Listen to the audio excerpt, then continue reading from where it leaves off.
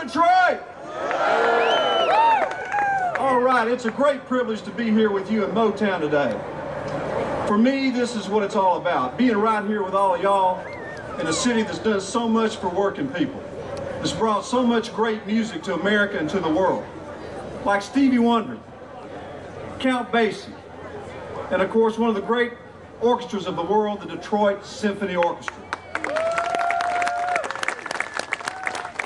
What you all have accomplished here in Detroit has been an inspiration worldwide. And on behalf of the American Federation of Musicians of the United States and Canada, I want to thank the people of Detroit for all that you have done. You did it by getting involved. You did it by making a commitment to improving the lives of working people, musicians, and their families.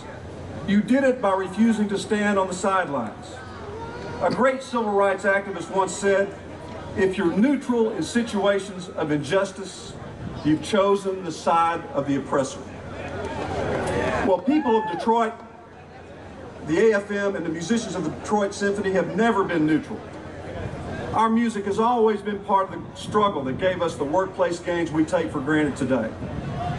And ladies and gentlemen, like Marvin Gaye said, picket lines and picket signs. Don't punish me with brutality. Talk to me so you can see what's going on, baby. Talk to me. But outside the labor movement, much of the American middle class has been neutral for far too long. They cannot afford, and I say that again, and I mean it literally, they cannot afford to remain neutral. Decade after decade, we've seen American jobs outsourced overseas. Our real wages have declined, our benefits have dwindled, and our job load has increased. And unfortunately, the rich folk who manage professional musicians have decided that it is our turn in this cycle of pain, in this trail of tears. It's time for America to wake up and see that despite the big productivity gains for employers in recent decades, workers are actually worse off today than their parents and their grandparents were 50 years ago. That ain't progress, ladies and gentlemen. That's greed, pure and simple, at the expense of the workers who made this country great.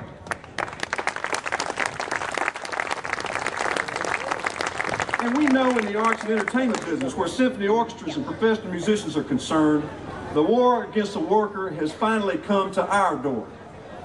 Despite the perfect performances we've given, the recordings we've inspired you to buy, the sold-out concerts and shows that we've done, the spirits that we've raised, the recognition we've brought to our benefactors, the money we've made for the community by the DSO, it's not enough for them anymore. Now they are determined to fundraise on the backs of musicians. And we musicians know exactly what the employers in this country are doing, and that's why we've chosen not to remain neutral. We are some of the toughest labor activists around, and we won't hesitate to roll up our sleeves to fight injustice in the workplace. Right here in Detroit, right here, musicians have worked in the state with the state and local labor councils on issues affecting working families. And each year, we march in the Labor Day parade right here. We provide great music because we are with all of you in this fight. At the national level, the AFM has been working with legislators on policy issues that affect tens of millions of Americans, such as the Employee Free Choice Act, the recently enacted health reform legislation, the protection of Social Security, to name just a few. We do this because the war against working Americans and musicians is increasing at an alarming pace. Just a few weeks ago in Texas, in Richardson, Texas, when management held an orchestra meeting with our musicians, the manager called Dallas police to prevent union representatives, including me, from attending that meeting. Folks, many times today we're no longer dealing with executives who take a reasonable approach to labor relations. We're dealing with a new breed of management that has forgotten what was understood in the old days, that for the employer-employee relationship to function, there must be a fair bargain. At the end of the day, we need to know that the wages and benefits we receive are fair. And the concept of a fair bargain is not trivial. It is at the heart of labor relations. It is what motivates us to go to work. It's what allows us to provide for our families and contribute to the economy. It's what allowed this country to become great, because workers were motivated to work productively. And that's why we have to work harder than ever before to protect it. Let's take the situation with the Charleston Symphony. Tell me if this sounds like a fair bargain. 2 years ago, Charleston musicians accepted an 11% pay cut. The year after, a 17% pay cut. This year, management proposed an 80% reduction in pay to $3,600 for a highly skilled workforce of professional musicians. Yeah, this ain't about the new economic reality. It's about some phony structural deficit to be paid for by those who make the music, so the managers who don't make the music can keep their jobs and get a raise. It's about management without music. And folks, I'm just going to tell it like it is. It's the ugly face of union busting. And you can look at DSO management right here in Detroit and see it right here. Here's a manager in the middle of a brutal attack on her orchestra. A manager demanding a 30% pay cut, who would use the lives of musicians, their pensions, and their health care to straighten out the bankers who hold the note on the concert hall. We've got Wall Street taking a blood oath with management to force another bailout, this time from Detroit's finest musicians. And this comes after we agreed to a 22% cut in pay. We offer solutions, but all we get is pain. And folks, I'm here to tell you, this orchestra is an asset to this city, not a liability.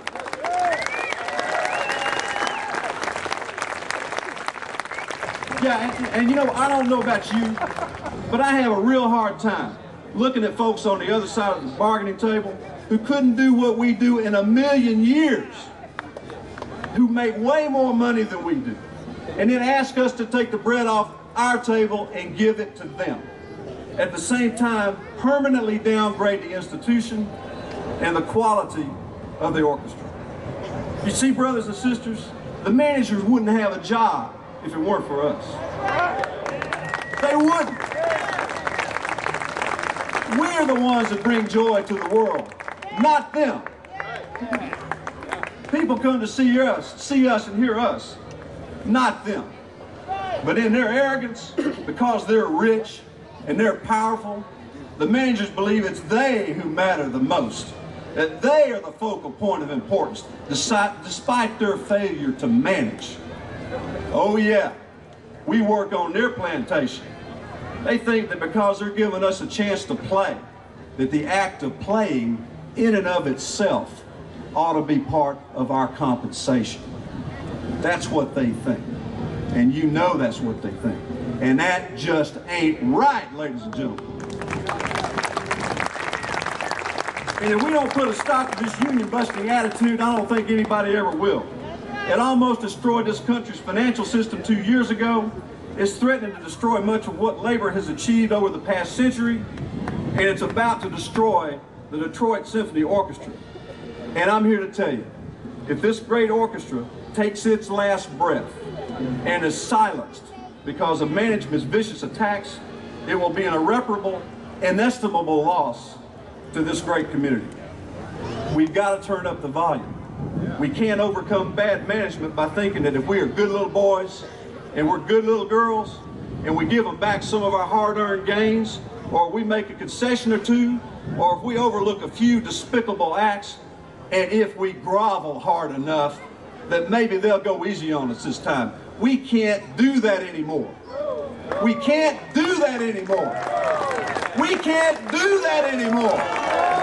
I'm here to tell you, we cannot do that anymore. This is not the time to grovel to the union busters. If the happenings in Texas, in Charleston, and right here in Detroit have taught us anything, it's that if you grovel hard enough now, they'll give you more to grovel for later. And if you don't believe me, just take a look around and see what they're doing to us right here. And to those of you who would run from these insidious attacks, and I know all of y'all wouldn't, but some of y'all, some people out there that would, I say stay with us here and fight. Stay with our courageous local officers, our committee members, our rank and file musicians who are organizing and preparing for that fight. I'm certainly not going to run away from it, because you know what? You don't pay me to run. You pay me to fight. I'm going to tell you, you don't pay me to run. You pay me to fight. And I can tell you right now, and the managers know real well right now, that if we don't resist, the manager's going to use everything they can against you much more quickly. If we run, they'll get more stones to throw at you to accelerate your speed, because they don't lose any sleep at night worrying about what to do with musicians or any other worker or any other union that's fleeing before the storm. They ain't going to worry about it, and they ain't going to lose any sleep over it. So, ladies and gentlemen, brothers and sisters, this is our struggle. It is the same for musicians and workers everywhere. It's a lot on our shoulders. But we can rise to this occasion and meet the challenge by being better and by reaching for our potential as workers and as professional musicians. We make the music to uplift the human spirit, and we will uplift ourselves that way. And we will play our best for millions of Americans who look to us for hope. But most importantly, we have to challenge ourselves, and we have to take care of each other. Nothing will get better if we don't do better. We must improve our unions, and we must support those who care about us. The truth is that we in the labor movement are the only ones who can make a difference for working people in America. We can do it. We can recreate that unity of purpose, as we've done over and over, again and again, throughout history. Ladies and gentlemen, brothers and sisters, nothing can withstand the power of our music and the tens of thousands of all of us working together for unity. Today, right now, we are the leaders of change for this country.